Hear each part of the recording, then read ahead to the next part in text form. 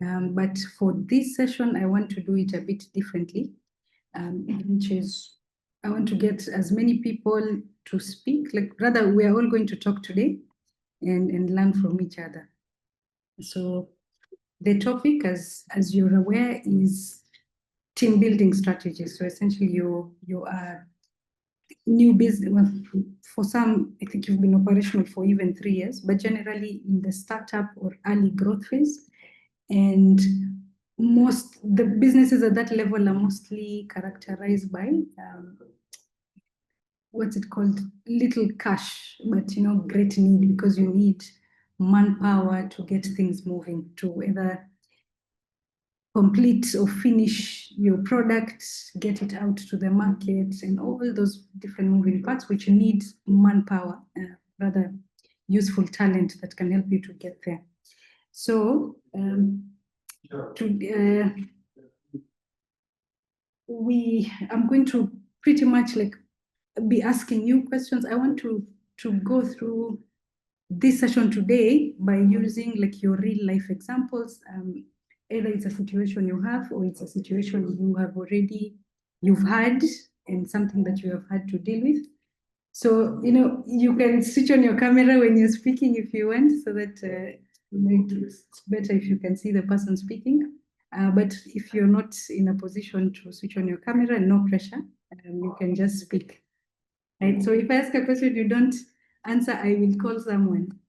I think so. We're going to do the outline from the poster that you saw. We are going to cover about 3 to 4 main issues, which is one, the manpower, which is you, the founder, whether it's you and your co-founders.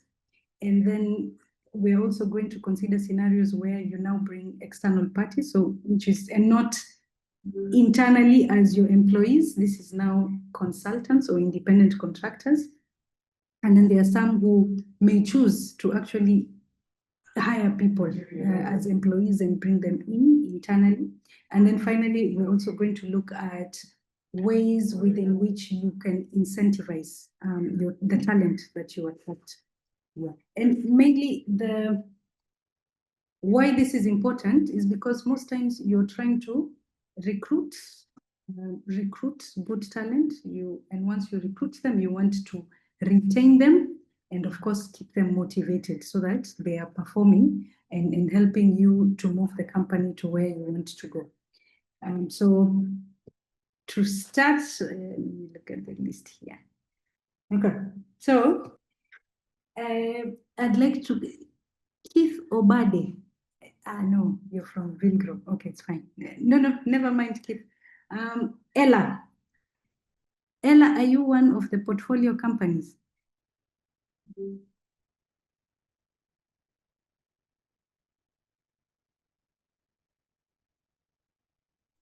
Hello?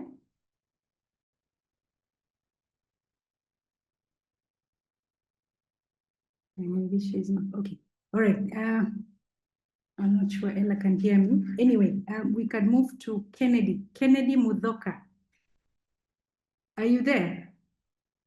Yes, I am, but my internet dropped at some point, so I'm not exactly sure where we are. No, we're at the very beginning. I was just saying that in today's session, I would like all of us to speak, because these are real life issues that most of us face. Even me in my business at MMS in my law firm, I also have team building issues. So I think this session today is a topic we can learn from each other. And of course, I'll be providing the guidance, because for me, I'm looking at it, or rather what I need to ensure comes out at the end of this session is that we have an understanding of the legal aspects behind all of these different team building strategies that we can adopt. So why I have called upon you is I want to start with you. If you could tell us what your business is and how you're structured in terms of people. Yeah. For example, are you a sole shareholder, or are there others? Do you have co-founders? In fact, even before I call you a shareholder, are you registered, your business? Maybe you can start with that. Thank you. Thank you, Felicia. I appreciate. So my name is Dr. Ken Mutoka, and I run two companies. We do have a KPN Teleradiology, which is a telehealth company that solves the shortage of radiologists by connecting hospitals to qualified radiologists. We are currently operating in Kenya and planning to expand to Rwanda. And we also run a level 4 facility in Laikipia County, based in Nyahururu. It's a specialist hospital, a typical level 4, providing specialized services to rural and urban, peri-urban poor communities, providing especially maternal child health and oncology or cancer treatment. We have a community program for screening, and we leverage a lot on technology. So I have a co-founder that we started a business, and we do have investors. So Vilgro is one of the shareholders in the investment. So initially we were operating under the hospital, but we since have two legally registered companies for the two businesses. The way we are structured, we have a board of advisors, 3 members, an advisory board, and I operate the CEO for the two companies, and my other co-founder is the chief operating officer. We do have, management team for both companies that are a bit separate, but some roles are shared as we work towards achieving independence for the two separate companies. And we also work with consultants. So Okay. So I'm just wondering the sort of arrangement that you and your co-founder, so let alone the investors, the corporate investors, if they're not working, they're not in the day-to-day running of the businesses. I'm wondering how you and your other co-founder, the one who's the CEO, when you started, what arrangement did you have? Or even now, like what sort of arrangement do you have? Do you have shareholders agreements that are governing how you relate with each other, how you relate with the business?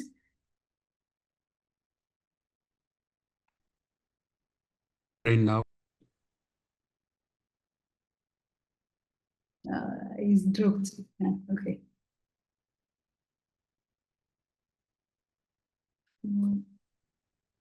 for the internet glitch, sincere No problem. apologies. Yes. Yes. So I was saying right now we are at a phase where we are considering offering some sweat equity to a few strategic people. And we do have some consultants that we engage on a volunteer basis, and trying to structure the governance and how we engage external parties. But we also have a lot of full-time staff. But what about you and the COO? You're both shareholders in the business? Yes. We both shareholders. Okay. So do you have a shareholders agreement between, well, you, him, or her, and together with all the other shareholders that you have? Do you have a It's shareholders a agreement? registered.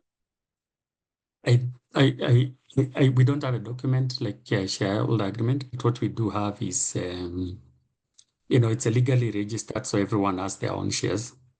Okay. So I'm not sure whether we would need to also have an agreement to complement that part. I'm not sure. No, well, you don't have to. It's not a compulsory document. And being CEO, being COO, it means you actually work in those companies. Do you have employment agreements or consultancy agreements with the companies for those roles, the CEO and COO?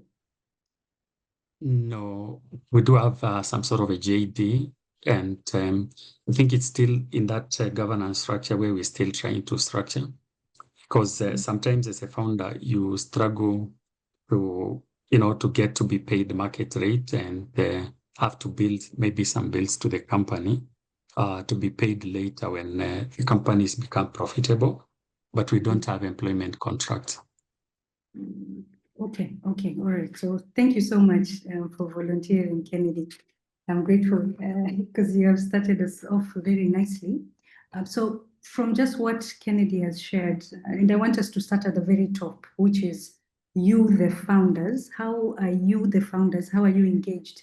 Or how are you, what's your relationship with the company? So because most times, again, as Kennedy has said, which is a very typical situation in many companies, especially when they're starting out, most times at the most is you will register a company, you'll be a shareholder. And because the registration, when you fill it, you need to have directors. Most likely, you will have on the company's register, you'll be a shareholder and also a director. But you need to think through what is your relationship with that business. So even now, when you're doing because that connection between you and your business determines how you also do your books, how you account.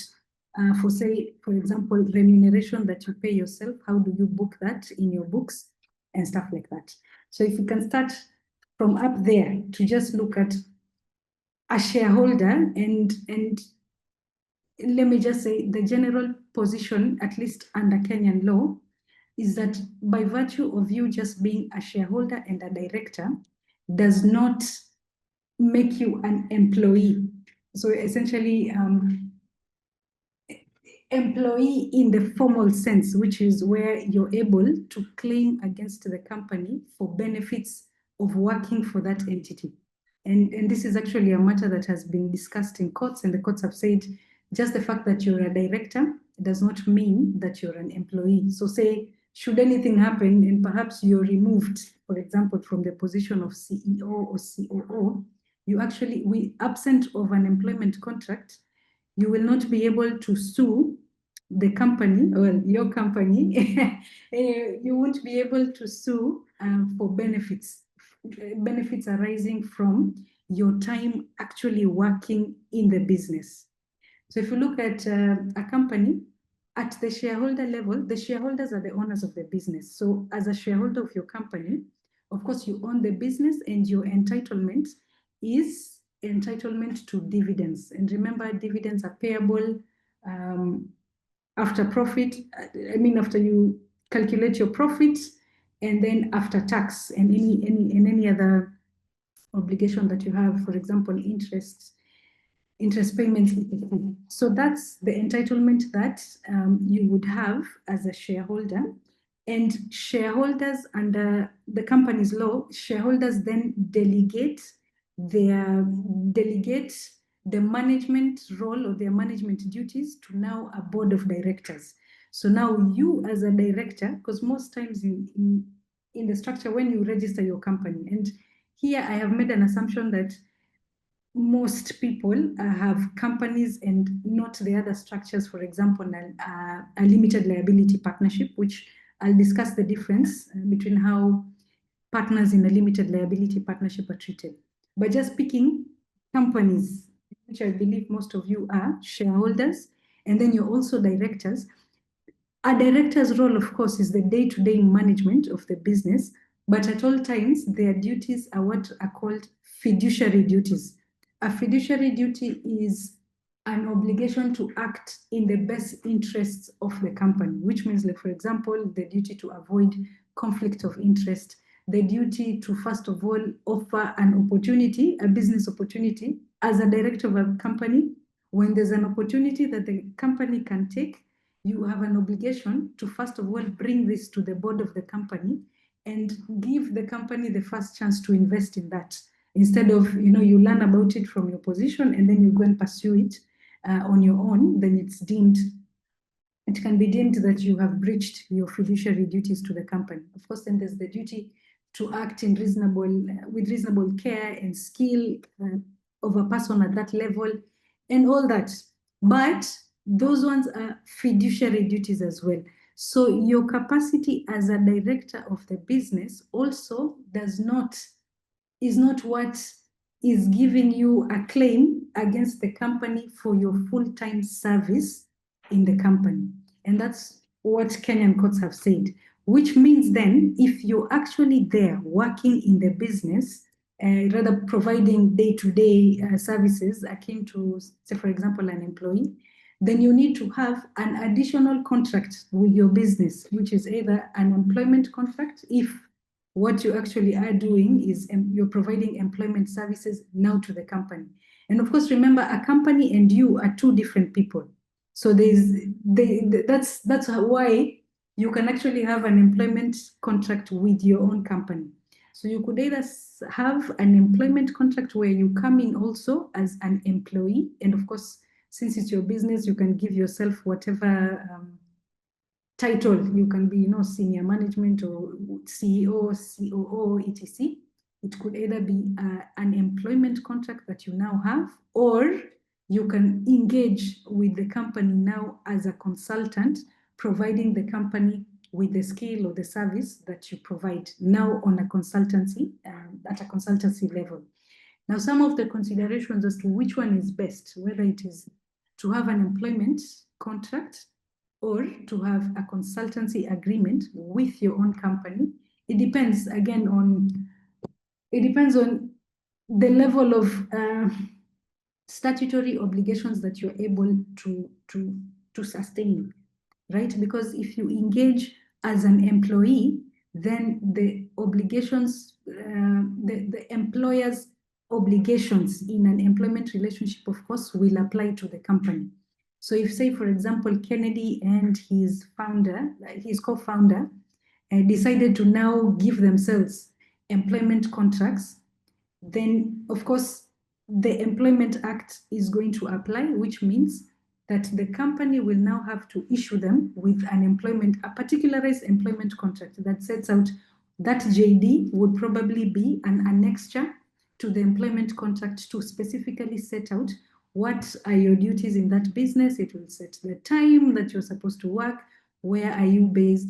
It even needs your name, your age. It needs any benefits that you're entitled to. All of them would be listed there.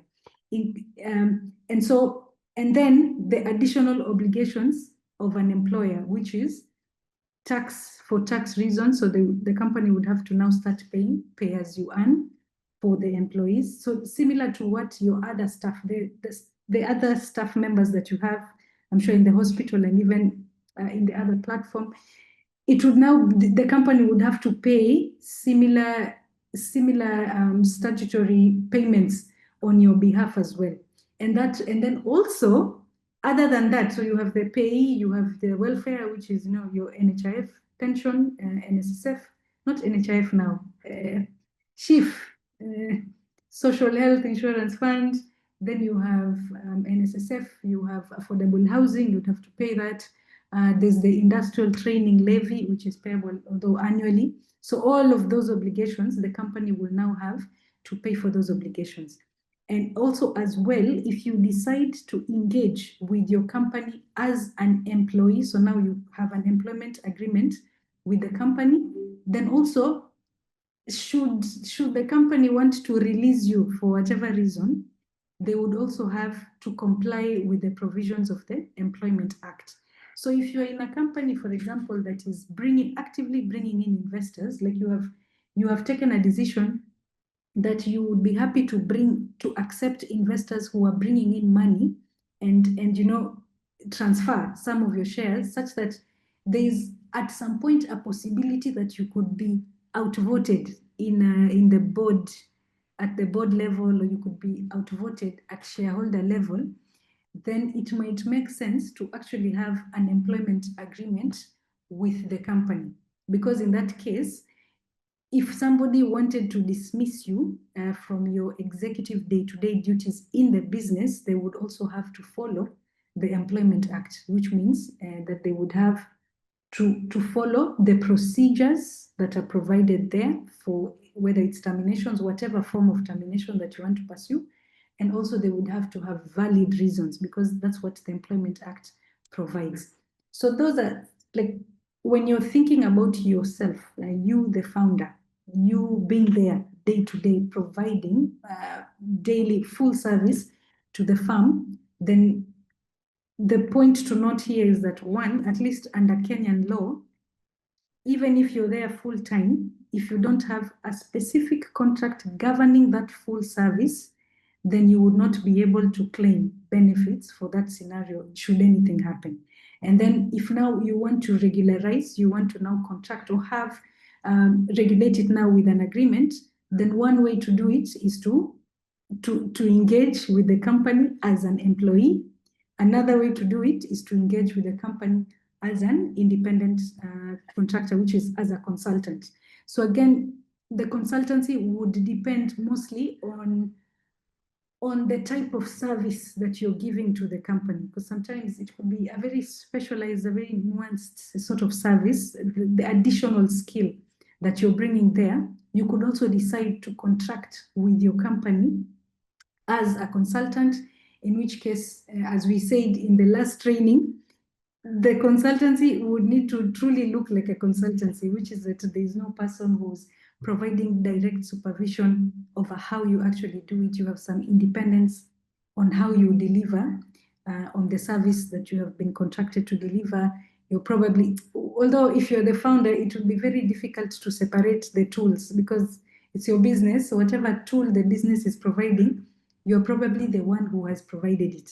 But in any case, remember what we mentioned in the last training, which is that the courts will look at the actual substance or the nature of that consultancy. How are you actually working as a consultant? Are you under control? Is your service well integrated in the business such that you cannot separate it?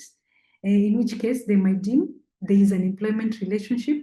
But if again it's independent enough and you're billing the company, and so in a scenario where you're engaged as a consultant, you would be billing, you'll be billing your company, and the company would now have an obligation to pay you your fees.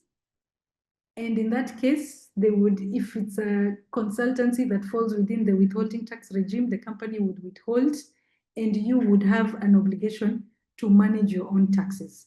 So this is in a company scenario.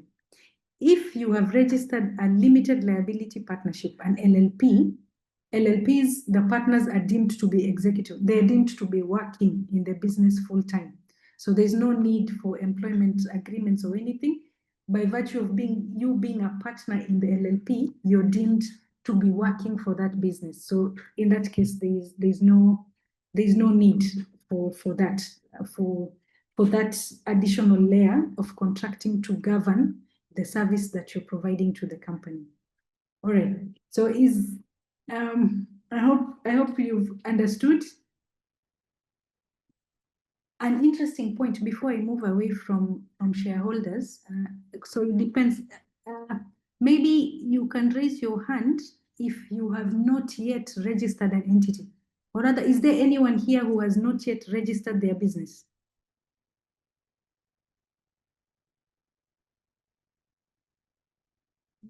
Okay. I think most people are registered. Okay.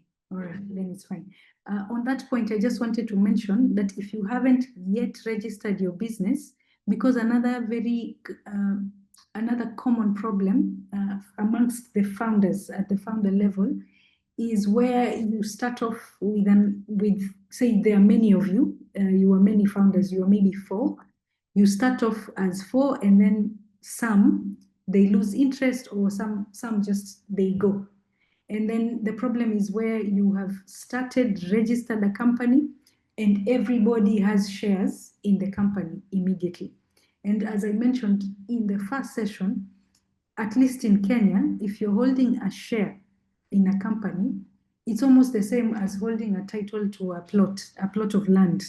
Nobody can forcefully take that share from you without your consent, without you giving it up voluntarily. And even at the company's registry, the administrative steps or procedures that they have put in there also reinforce that position. Because when somebody is exiting a business or even being exited, there is a process there where they call that person to confirm that yes, they truly signed these forms that have been uploaded, and they are truly voluntarily resigning or leaving. So that then it creates a challenge. Not that you cannot forcefully remove someone, you can, but there is a very high administrative burden. Like you have to do a lot to remove someone involuntarily, at least here in Kenya. So if you're you're just starting out, you're thinking, how do we, what sort of registration to pursue, and maybe you learn. Yes. Stanley, you have a question. Yes, I have a question. Good afternoon. Good afternoon. Let's say, for example, you're a startup, you've already registered, and maybe you have not yet gone to the market, you're not generating revenue, and you want to minimize the cost of running the business. Is it possible, for example, to give maybe the founders, instead of an employment contract, you can maybe have I don't know, like an internship contract, a volunteering contract, then you be giving stipends so that you reduce on the tax side of it, and the other things that you need to do as a business. So as to reduce a bit the cost, but that is for the short term. Is that possible? And is that something you can do? Yeah. So it's possible for you to engage as an intern, but remember, an intern is still an employee. Is still an employee. So one, at least under Kenyan law, an intern is an employee. Even casual, there's also casual employees. You can have, you have casuals, you have interns, you have apprentices. There is these, the act calls them piece rate workers. So this is people who you call, you tell them, like piece rate is where you're paying them based on what they do for you. So for example, you want to build, maybe you're making small devices and you've engaged people there, and you're going to pay them based on how many devices they're able to assemble. And that's how you pay them. So it's not based on time or not they're being there or not. It's based on how many have you assembled during this time that I have called you. So you have those piece rate arrangements. And then, of course, you have now employees who you can employ on fixed term contracts, or you can have permanent and pensionable, which people are slowly moving away from. But yes, particularly for interns, the courts have addressed that point. They have said that when you engage somebody as an intern, the courts will also look at what exactly are you doing. They will look at the substance of that employment or that engagement. An intern is generally somebody who's learning, almost like an apprentice. So if you engage someone who is fully qualified, for example, you have a full degree. So Stanley, what do you do? Or rather, what's your academic background? Finance and business management. Finance. So you've done CPA-K. Are you a certified accountant? Not yet. I've just done my degree. Oh, okay. So even a degree, right? So imagine you're there with your degree and any other certifications that you might want to obtain as a finance person, and then you're engaged as an accountant, and in essence, you are holding a CFO role in the business. You're basically running finance, you're providing advisory to the business, you're doing everything. You're as a CFO, in essence. The courts have said they will look beyond that, and that's a real employee, and they are entitled to whatever benefits that the Employment Act deems that they're entitled to, which means whatever statutory benefits that are there, like your leaves, leaves, sick leave, annual leave, any other benefits depending on the agreed salary, etc. But you can't even terminate them on short term or pay them as a stipend. The courts would deem that to be a salary. They wouldn't call it a stipend. They would deem that to be a salary and would require the company to actually give you an employment contract. So internships, they are allowed, but should there be a problem, then the courts will look at the substance of it. But now in your scenario, this is your business. You are the shareholder and you're also the director, and now you're also the one who's hiring yourself as an intern. So you might say, as long as it is you and perhaps your co-founders, the people who are actually there at the beginning, for as long as it's just you guys, then there might never be a problem that goes to court and now the company is being held liable. So at that stage, you could operate as you want to operate. And then once you're now on the company is more stable, then now you regularize, where you can decide whether you're paying, whether you would be engaged fully as an employee, or whether you want to pursue the consultancy route. Yeah, but in that scenario, I think I would probably do a consultancy agreement more than an internship. Yeah. And especially if it's more than one person. If you're a sole shareholder, then that one for sure, there'll be no issue. You will never have an issue with yourself. But if there are many of you, a disgruntled founder can still run to court and say, I was there as an employee and the company should pay me all of these. In fact, in this, what was that? There was an intern, was, I think, computers for schools was the defendant. And the court actually awarded damages for the entire 12 months period. So depending on how much you are paying this intern, if they win an unfair termination claim, the company could be looking at damages up to 12 months to that disgruntled person. Yeah. So in that scenario, I would rather you have like a consultancy agreement with yourself or those founders. You describe what exactly are you doing, you sort of fit it in a consultancy and say, we will pay, maybe reimburse expenses, but otherwise you need to deliver this. And then you peg payments on deliverables, which means until you hit that mark, there's no payment that's due from the company until you achieve that. Otherwise, you're just getting maybe a stipend or reimbursement of costs. And the costs, you can arrange them in any way. You can say this is telephone costs, data costs, transport costs, and stuff like that. Yeah. Okay. Thank you so much. All right. Where was I? Oh yes, I was talking about when you're new and you're now setting up, or rather just arranging whether you will register a company. Are you all going to be shareholders? If it is before and you were sensible enough to enter into a founders agreement, then in the founders agreement you can have you can put in a mechanism for how founders will acquire shares as they go. So it's almost like you earn your shares by working or being there as time goes by. So you can build in the mechanism in a founders agreement.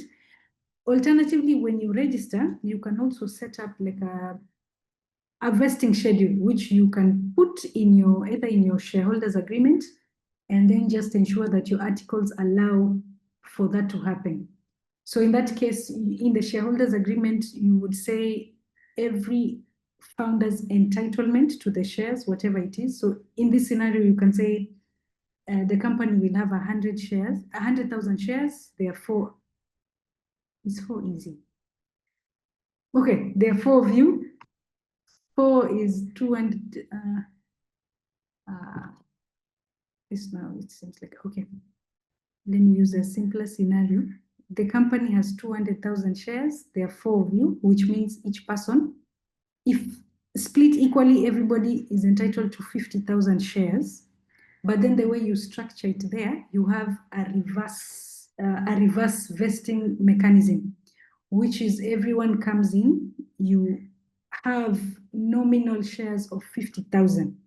But then these shares, the company has a full right to buy them back should anything happen. So you have your bad liver conditions also set out in the shareholders agreement, which is like, for example, you stop coming, you stop going, you disappear, so if a shareholder is not present or has met any of those conditions that you say this is a deal breaker, then it triggers the company's right to buy back the shares. That way, at least as time runs, the founders who actually put in the sweat acquire more shares than the ones who drop off. So which is at least another good way of ensuring that those who are actually interested in the business have control over the business. Because if you have a higher shareholding, then you can pass resolutions to do many things, including employ certain people, set up an ESOP. ESOPs are employee share ownership schemes, which we're going to discuss. So again, in that way, then the ones who are actually involved keep or retain control over the business, and they're able to run it in the best way that they know. All right. So is there any question on that, on shareholding, like how to structure your service as the owner of the business? Hi. Sorry.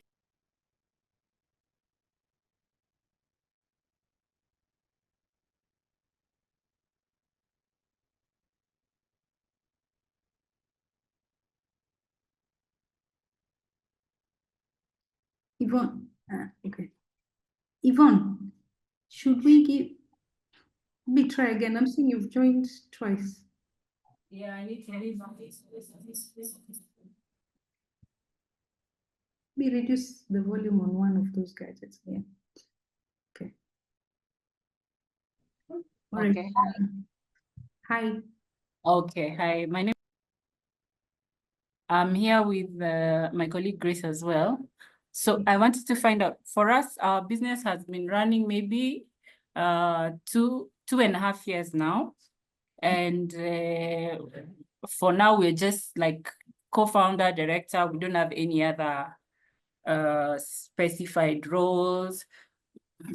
We haven't done any employment agreements, or even consultancy agreements, but we come to work every day, and we have been working here for all this time. So I don't know how do you recommend going forward? Because we have the discussion, and I think it's just the same situation as Stanley, because maybe the company is not able to pay you a salary, which is commensurate. So we do bring our expenses and all that, and we document. But is there any other advice you can have for us? And if we have an employment contract, does it have to stipulate how much in terms of, I guess for the remuneration, it must be there so that you can cater for the payee.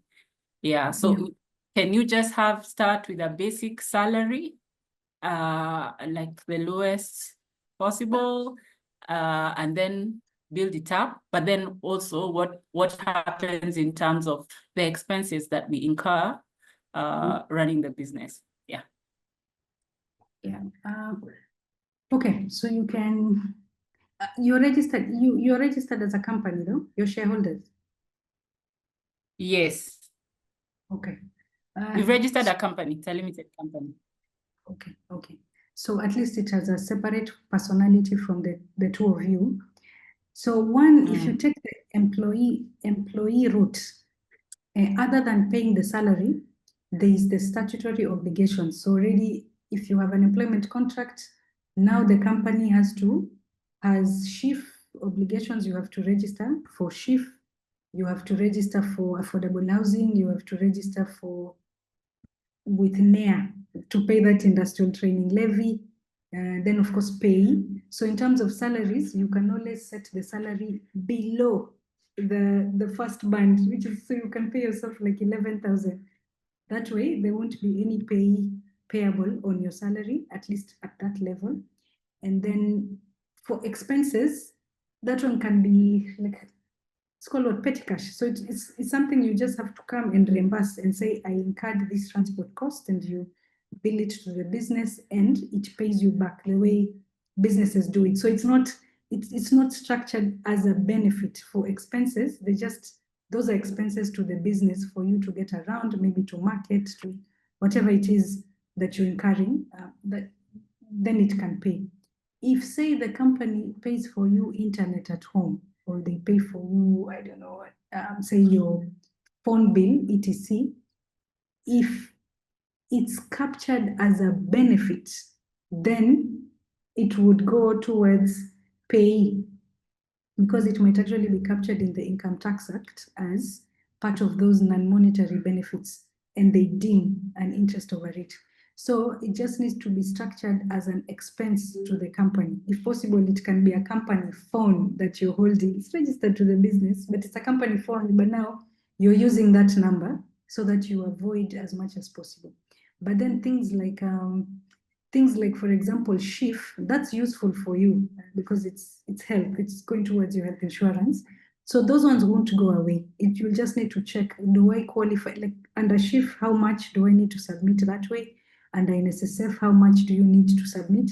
At a low salary of, if you set your salary below the first band for payee, your NSSF is most likely under 800 shillings. So you can say the company might be able to afford all of those things to start you off. And then, of course, your contract would have a clause there which says we can always do performance reviews so that the day mnaomoka, also you raise your salaries to whatever level that fits the kind of service that you do. Alternatively, you can describe your role, what it is, you put it in a consultancy agreement, and then you'll be billing the company. Yeah.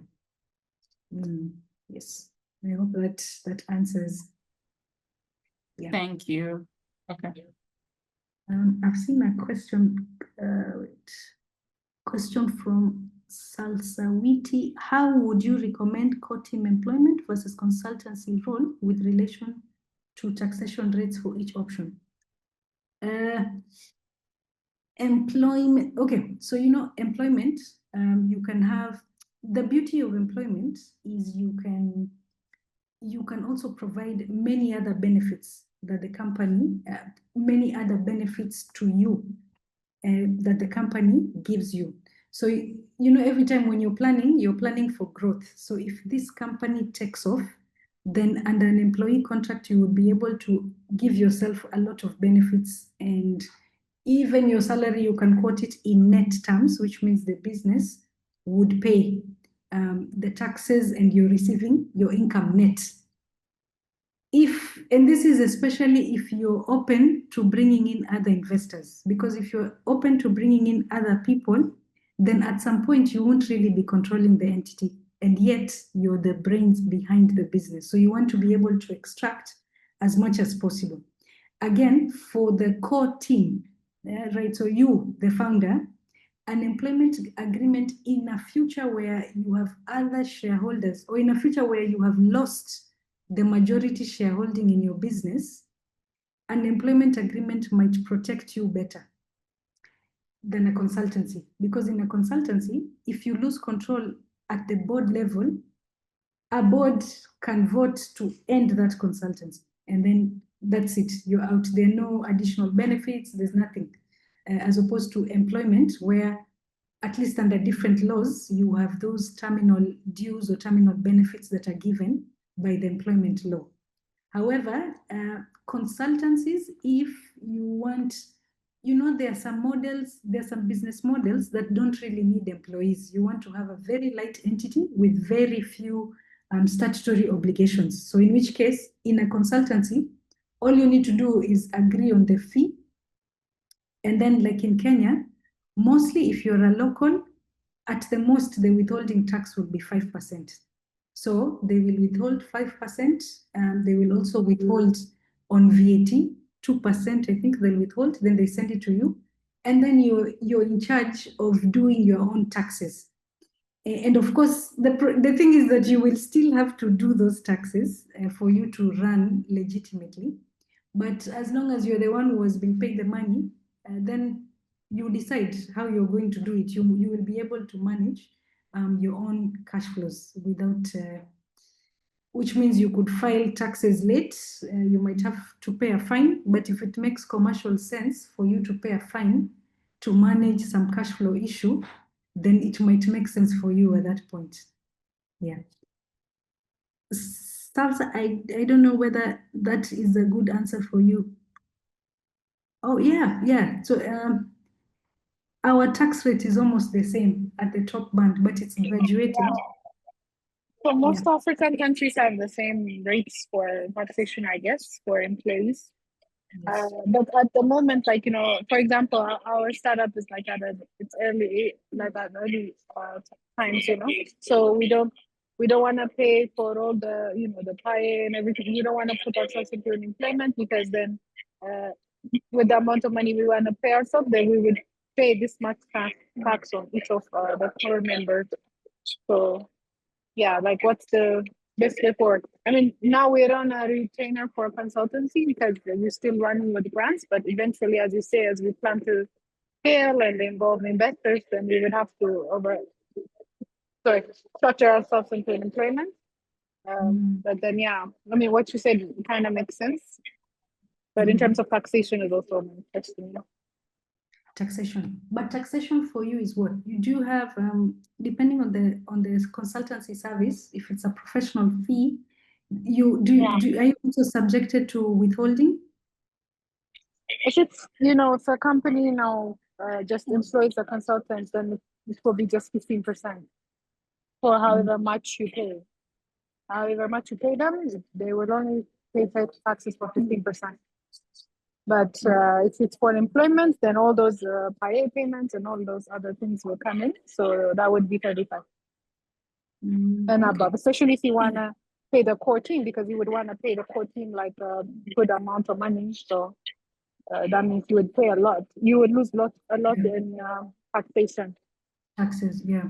And so at this level, a consultancy agreement makes sense because at the most, you will probably not lose, but at the most you will pay withholding.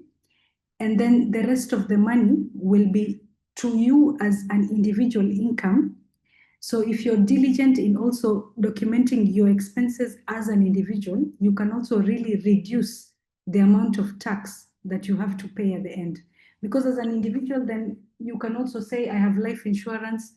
You have that as a deductible expense. You can say, you can start actually capturing all your transport costs. You would say these are deductible expenses. You have all these things. If you capture them, and here in Kenya now they have a tax system. So this is for Kenyans. For you to be able to claim any of these things nowadays, you have to have receipts issued, the ETIMS invoices. So if it's not an ETIMS invoice, you cannot claim it. KRA will refuse it. But if you're diligent enough, then everywhere you go, you can be getting those receipts, filing them. All those, you can capture them as deductible expenses.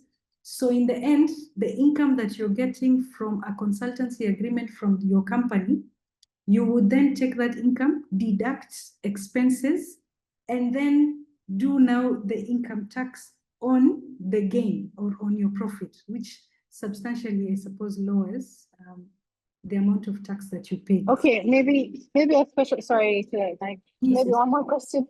So just to give you, for example, now, for example, we're 3 core members. 2 of us are not from Rwanda. So we're like an expat sort. So, can we put in our, rent money and all those expenses as well if we get the receipts that could be accepted by the tax people to deduct? No. So you see, like, what type of costs are like eligible to be exempted by ADEM? Your tools of production. So rent is not a rent. Your personal rent is not a deductible expense. So this is costs that are related to you providing the service.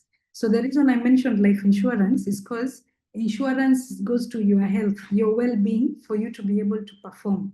So that one is allowed. But things like rent, etc., those are not. But so, for example, it's wait. My question is, like, for example, like, let's say we're actually kind of recruiting somebody that's not from here. So we are recruiting them to come here, base here for a couple of months to deliver on some work we want done. So in those terms, now we have to pay for their accommodation and all of that. So in terms of that, is that now deductible? It's deductible for the company because that's an expense of bringing that employee. But for that individual, if they are not Rwandese, then they would account for, it would depend again on Rwandese laws regarding income derived from Rwanda, and also their own laws regarding income of, them being a national that entity. Yeah, so that would depend.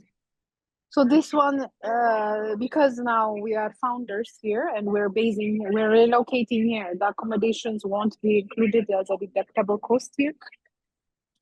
The accommodation would be captured as a benefit So again, it depends. You see, if you engage that person as an employee, then housing is captured as a benefit, or at least under Kenyan tax laws, housing for employees, that would be a benefit. So it's added to the pay, rather, it's added to the remuneration that is chargeable to payee. But if you are engaging them as consultants, then they have, so it's one consultancy fee. You can bulk that together, but it's an expense on the company. So this is the consultancy fee payable to this person. That one would be an expense to the company. Yeah. Similar for wages, I suppose salaries and wages, they're also expenses, but they have different lines on the books. Yeah, but well, Stanley can tell us, is the finance guy, on how salaries, but all of them are expenses. I know they're expensed, but if you engage this person as an employee, then it would be factored as a remuneration, employment income, and so would be subject to employment tax. But as a consultancy, then it would be consultant fee. And so at least in Kenya, it would be those things, the withholding, and also withholding on VAT if it applies. Yeah. Okay, thank you. Yeah, all right. Thank you so much. And anyway, you have led us to the next topic, which is just engaging, which is the employee, employment and consultancy. Okay. Okay. Who has the person who is engaged? So I think let me just use your example, Salsa. So that's the question. When you engage, you can engage somebody as a consultant, or you can have somebody coming as an employee. But as I said in the last training, that even if you bring in someone and you call them a consultant, but in essence, this person, you're supervising the person, you're controlling how they do the work, you have given them set times within which they need to show up at the office.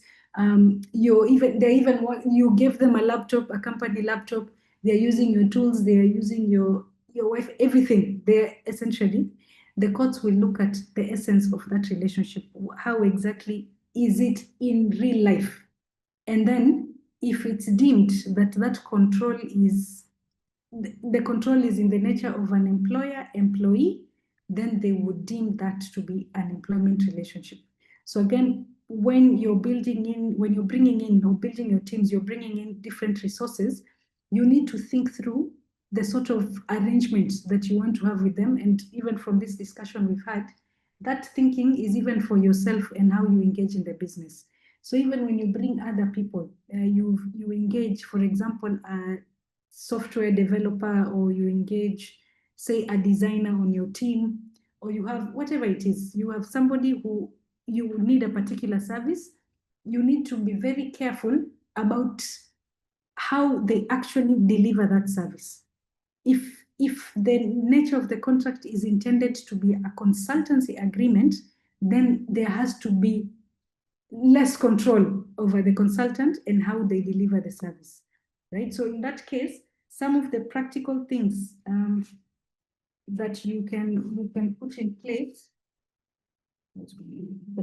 So in the case of a consultancy, some of the practical ways of capturing that relationship, at least in your consultancy agreement with those people, number one, you can have them bill the company. So it's not an automatic payment that comes the way salaries, at a certain date, you are even in a payroll sheet and the payments are made automatically. In this case, you can have in the agreement, in the case where you're bringing in a consultant, have a provision there where you require them to invoice the company. Of course, in the arrangement, the payments, as much as possible, should be pegged on delivery of the service. So not that they are paid whether they finish the work, they haven't finished the work. The way salaries are, every month you sit and you wait for your salary, whether you have finished an assignment or not. If you're doing a consultancy agreement, try as much as possible to peg the payments to delivery of a service or whatever it is. Another one is you need to also check the way you capture the exclusivity provision. So if in your consultancy agreement, like more than, you are controlling, first of all, you're controlling them, you're setting hours, and then also you have added a clause there that says you can only work for me, that might cross and be deemed to be an employment relationship. So again, even if you want to include an exclusivity clause, you need to think about that clause very carefully to make sure that there is a justifiable business case behind it. So for example, you can say, for that duration of that consultancy, they are building for you a very sensitive thing, or they are doing a very sensitive service, which if it got out to your competitors, then you would suffer, right? So you need to make sure there's a very strong justifiable business case for you to try and enforce the exclusivity. And the exclusivity has to be reasonable, which means it has to be like reasonable time, of course, the nature, and then geography, right? So you can't, somebody might be providing a service for you in Rwanda, and your service is, the product is going to be sold in Rwanda, everything about it is Rwandese, and you want to block them from working for somebody in Estonia, right? It might not be deemed to be reasonable, because in fact, it would be said that you are now curtailing the human rights, right? So again, if you include an exclusivity clause, make sure that there is a justifiable business case behind it, and then it has to be reasonable duration, reasonable scope, reasonable geography. Also, things like insurance, do not pay insurance or any of these welfare things for them. They pay their own medical. In the clause, you can say you're responsible for your own welfare contributions, you're responsible for your own taxes, do not accept any statutory responsibilities or pay any benefits that look like employee benefits. In fact, you shouldn't even call it, and maybe now to your example, Salsa, you shouldn't even say that we are providing housing. It should be like in there, you're reimbursing or paying for the accommodation fee, right? You even call it accommodation fee. So don't call it like we're giving you housing. Housing sounds employment-ish, at least based on our Employment Act here. You just call it like, and you make it, the consultant shall find a reasonable accommodation, reasonably priced, which they shall then expense to the company. So try as much as possible to make it like actually doing it is something that the consultant has to do it themselves, and then they expense the company. The company has to pay, which is they have to reimburse, right? Yeah. So, yeah. So I think here there's and because I think this is now, just to go back to you, Kennedy, the first company that you mentioned, did you say that it matches radiologists to patients or to hospitals? To hospitals. So it's a technology platform? Yes. Okay, so it works like it's an Uber for radiologists. Yes, even though we have contracts with the respective hospitals, so the hospitals pay us, then we pay the radiologists. Okay, so let me tell you, the courts have issued a decision against Sandy. I don't know whether you are aware of the courts have issued a decision against Sandy on an appeal that KRA had made, and they have deemed Sandy to actually be the provider of the service. So most of these platforms. So you have, and I'm giving this example just. We're looking at it from the people side, right? So some of these technology companies, these gig sort of anchored service providers, most of them have had arrangements where they use independent contractors. So if you say Uber, your Sendis, etc., they say that the drivers who provide the service are not their employees. They are independent contractors. They run their own businesses. All they have is they have a matchmaking platform. Now, same argument, I think for Sandy specifically, KRA audited them and sent them a bill for VAT. And the argument for that was they were saying that Sandy is the actual transport service provider. And all this time, including like a year or two previously, KRA had given them an opinion where they had said they had agreed with them that the drivers are independent, they are the ones who are providing the transport services, but then they did a turnaround and they said that transport service is actually being provided by that business, by Sandy, and Sandy is now like sort of buying. So they're almost like a deemed supplier. So they say it's like a two steps. Sandy is buying from the drivers and reselling to now the actual consumer, the rider. And in that case, the reason I'm even highlighting that point is depending on how your product is. If you have these sort of, if yours runs in this sort of gig economy structure, where you're calling people and paying them, like you're getting a commission, it's like you're matchmaking them. Try as much as possible to ensure that you don't control the entire experience. So now, like for example, you, Kennedy, because this goes again to that independent, is this an independent contractor or is this your employee? Can a radiologist come and sue you one day and say, actually, I have been working for you all this time. I only take instructions from you. You have given me a manual for how I should do my work. Like, and if I deviate from this manual, you block me. The way, like Uber, they're very prescriptive as to what you should do, what kind of car you should have. I don't know what, if you do a mistake, they block you. So you can't get work the whole day or stuff like that. So if you have a similar sort of scenario, a radio, you've given them a manual for how exactly they should do their job. You bill, okay, the billing part, that can be argued in any way, but in Sandy's case, the billing part was very important because they said, because the customer is only dealing with Sandy, then Sandy is deemed to be the supplier. But then, of course, that's from a VAT perspective. But if you look at it from a people perspective, someone can extend that argument and say, in that case, then, if you have a radiologist who is primarily under your control, you are the one who tells them you must be switched on between 8 and 5. Your phone has to be on. You need to be able to take jobs, or you have given them set hours and stuff like that. That arrangement might cross independent contractor, and there's a possibility that it could be deemed to be an employment arrangement. So I think in that case, is even with these tech-enabled sort of services, you just need to be careful to ensure that the independent contractor status remains, right? That the independent contractor has some level of freedom as to how they perform their services. Is there any question on that? So we're moving on to the third point now. Actually, fourth. We've discussed employee. We have discussed independent contractor.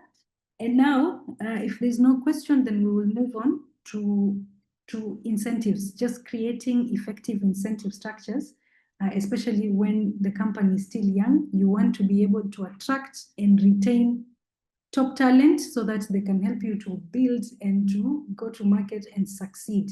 So what are some of the incentive structures that you can build in? And now let me see who has not talked here. Enoch, are you there, sir?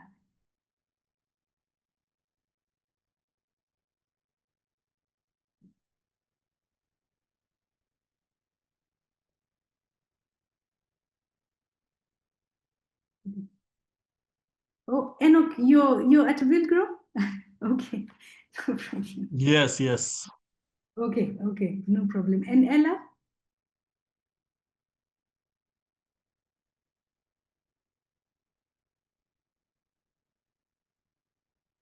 Okay. Grace, are you there? Yes, I'm here. Okay. I'm with Yvonne. You're Yvonne's partner. Okay, so maybe I can ask you because we've not talked. So I know it's the two of you now. Have you considered like a scheme or like rewarding, long-term rewards for employees, eventually more people, or even for yourself. Maybe for ourselves, because right now we are the employees. Maybe for ourselves and the employees, we haven't. We haven't yet. Yes. Okay. Has anyone here offered someone equity instead of money for a service? Maybe that's a better way to phrase that question. I wouldn't say we have, if I may, but we're in the process of doing that. Okay. We are still doing the groundwork. Our initial thought process is that we'll cap about 7% for sweat equity. We have 3 categories of people we are looking at. So informally, we have approached an AI expert who would want to give some percentage to contribute and drive the AI development work. And then we have a CTO or a technologist with a computer science background who has been offering volunteer services. We do have an NDA and a volunteer contract, and just made sure that the clauses about work for hire and IP rights are well taken care of, or so we think. But occasionally we do offer a consultancy contract, but still under the same terms when we want him to help, on maybe some defined tasks here and there, but just make sure that it doesn't infringe on the IP and doesn't affect the volunteer part. But we're in discussion as as shareholders, and we'll put this to the board that would want to have some vesting, such that if they're able to deliver within a certain milestones of a period of a defined period, then they can be able to convert part of it to some sweat equity. And the other category is the clinical team. We are actively searching for potential partners who can move us to the next level for some sweat equity using the same approach. But overall, we are capping it between 5 and 7%. These haven't been approved by the board per se or all shareholders, but it's a discussion we are currently having. Okay, so the 7%, okay, which is, I'm just wondering whether you have thought through as to how these people would actually hold those shares. Would they hold them as shares with all the rights to it, or would you want them to hold them through, say, for example, a trust, like through another entity, so essentially a trust, so that they then get what is like units to it, which is, become most listed companies like Safaricom's your Unga, is it Unga Group? Like most of these listed companies that have ESOPs, the ESOP is actually an employee benefits trust. So it's a trust, and then the trust holds the actual shares. So on the shareholders register, that 7% is held by the trust. And then that ESOP now, when you give somebody an option to acquire an interest, the shares are then mirrored as units. So the employees will always acquire units that are tied to actual shares, which then helps them so that they don't have to keep making changes to the register all the time. Because even when an employee is exiting, some of them have provisions where if you're leaving, then by default, you have to surrender the shares for value based on whatever mechanism they have. So in this case, they would be surrendering the units. The shares at the top, it always remains the same, but then the units are the ones that are being passed around, changed around, and given. Another alternative is a straight option to these people, to now this talent that you're targeting, to acquire shares in the entity slowly, in whatever vesting sort of schedule you have provided, where they acquire an actual share, and it could be ranking the same as yours. So it could be that they are ordinary. So say, I'm assuming you have one class of shares in your business. So you could create an ESOP where they acquire ordinary shares, ranking the same as you. So they have economic rights. They would also have voting rights. So at some point, you're at a shareholders meeting and they also have a stake. They can actually come together and ruin a decision that you were trying to get past. Anyway, not ruin, but they actually have proper skin in the game. They become one of the owners, able to make decisions. Another alternative is gosh, okay. In that way, I'm actually just telling you the different types of ESOPs that you can do. You can have that one, which is like a trust, employee benefits trust, and then you have units issued under it. Another one is this one where you just have share options, plain you acquire shareholding, and you can give shares ranking the same as you. Or in a business, you can also decide to create different classes of shares so that you have like a founders class. Maybe you can call it class A. All the founders hold the rights there, which could have economic rights, or rights to dividends and whatever payments. And then you also have voting rights in that class A. And then you create another class of shares, you can call it class B, which have, say, just economic rights. So they don't have voting rights, which means these employees who eventually acquire shares through work, they will get the shares, but they will not have a voting interest. They will not be able to vote on resolutions or decisions. Or sometimes you can even decide, we all have voting rights, but these 4 type of decisions, this class cannot vote on these 4. So for example, change of business plan or change of name, or the things that are core or crucial to you as the founders, you can keep those in another class. And then you say this class can vote, but it cannot vote perhaps on these 3 issues. Or their votes, you give weights to the votes so that your votes have a higher weight than the votes of a different class. So that's another way. Another way is where you don't actually give shares, you just give a valuation. You mark a value to a share at a future price. It's called phantom, and they're called phantom ESOPs or phantom shares, where somebody is also given sort of units which they are holding, but the unit represents the right to a certain payment, cash payment, if the value of the share increases to a certain level. So there is really no movement of shares, but it's almost like a cash guarantee. If this share price, or if certain conditions move to a certain level, then the employee has a right to exercise, or they have a right to receive a certain payment. So essentially, these ESOPs that I'm mentioning, when you do them, it's an actual scheme that you're creating. So you could say, I will just have a contract that I will write, and we'll do a contract. But unless you have a very detailed contract, or unless you're doing it for just one person, if you want to have that in your company as one of the employee incentive schemes that you have, then it's advisable to do like a whole, like you create a scheme. A scheme is basically the rules of this sort of employee share ownership plan. You do the scheme rules.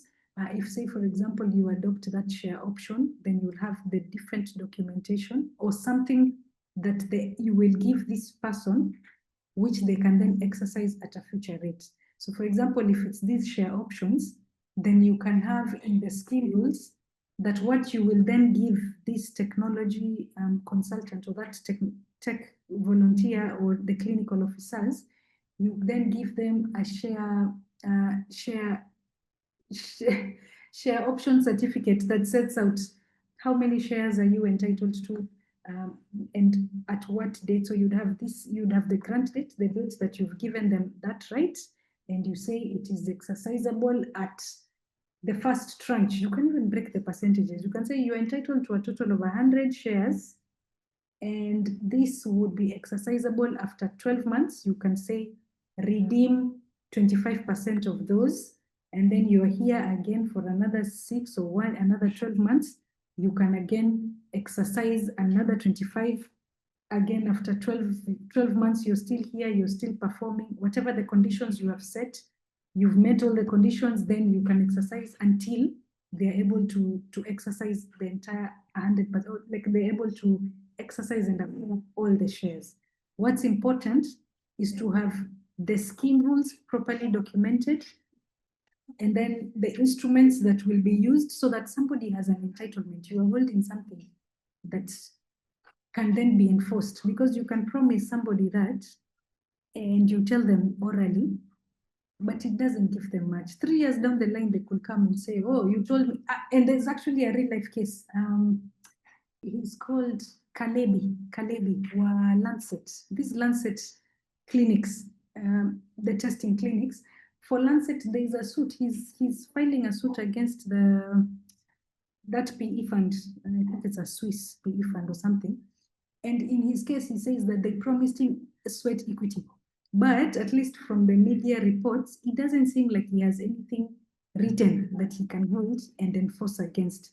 So again, if you genuinely want to give these rights to your employees, then you set up a proper scheme rules. You have the instrument that you will give someone, which is like the option certificate, which they can then come. You even have a mechanism. How do I exercise it? You have something like an exercise notice, so that when those timings come in, they fill the form, they pay the money that you have said, because most of these ESOPs is, there's a payment for those shares. You'll say that if you're here after 12 months, I will let you buy, I'm giving you an entitlement to say 100 shares in this company, and at that date, I will sell it to you at this price. It could be the nominal price, which is the price of the share at incorporation. So if you have 100,000 shares, each worth 100 shillings, then you'd say, I will let you, at that date, I will let you acquire those shares at 100 bob, right?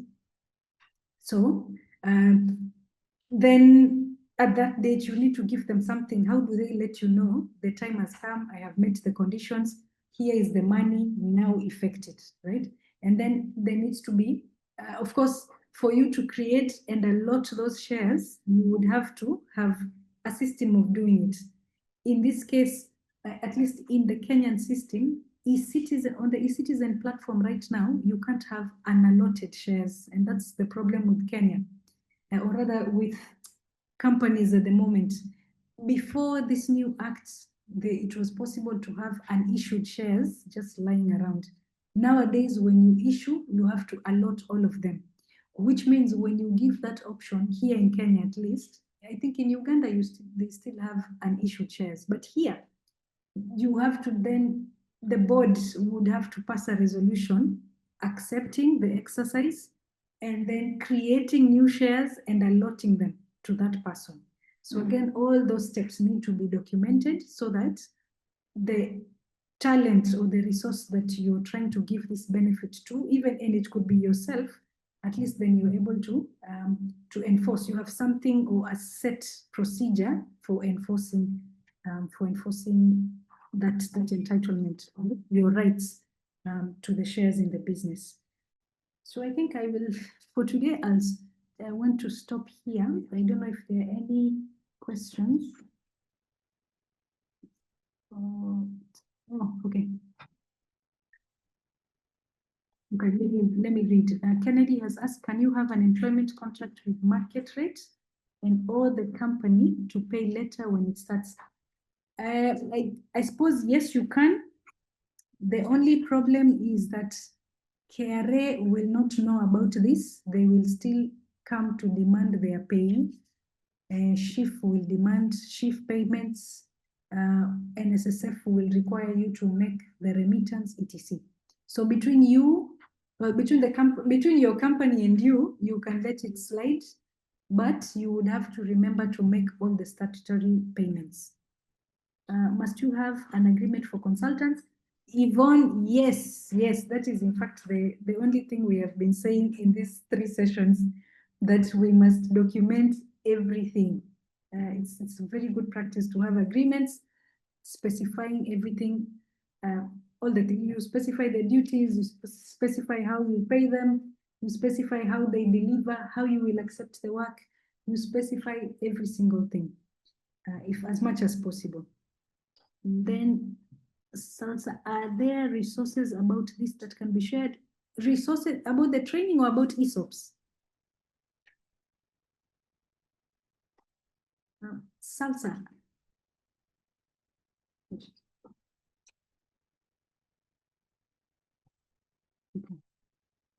Right. Okay, I think because of the time of that question, I am going to assume that this is, are there resources on ESOPs? Yes, there are. I'll see.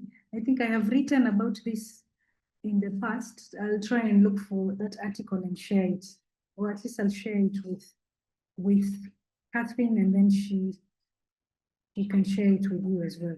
I think I have written about this sample. Okay. And then also I'll share my notes for this training session with just the pointers or the important key lessons on each of those bands. So this is like how you arrange your relationship with your company, employment things. If you now take on employees, what are some of the considerations you need to have for consultancy agreements or these independent contractors? What are also some of the things that you need to look out for and ensure that they are properly captured in the contract and in practice, because the courts will look at the substance. And then also finally, these ESOPs, or the employee ownership incentive schemes, just the different types, and the different types of those schemes, and some of the considerations that you can make in setting them up. Yeah, so I think even the time is up. I could take one or two questions if there's any. There's no other question. Then thank you so much for attending. In case you have questions, my email and mobile number are there. You can reach me even on WhatsApp if it's easier for you, if you have any question from the training. All right, thank you. I'll hand it back to Vildro.